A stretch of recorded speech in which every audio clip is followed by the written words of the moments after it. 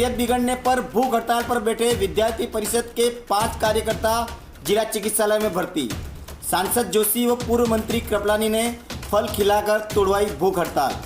प्रतापगढ़ में विद्यार्थी परिषद के कार्यकर्ताओं की विगत 3 दिनों से चल रही अनिश्चितकालीन भूख हड़ताल में हड़ताल पर बैठे परिषद के 5 कार्यकर्ताओं की तबीयत अचानक बिगड़ गई।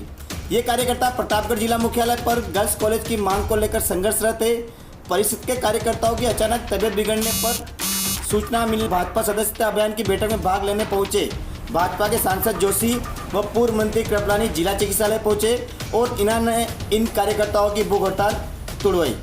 यहाँ बताया गया कि विद्यार्थी परिषद आगामी दूसरे चरण में कल से नए तरीके से आंदोलन करेगी।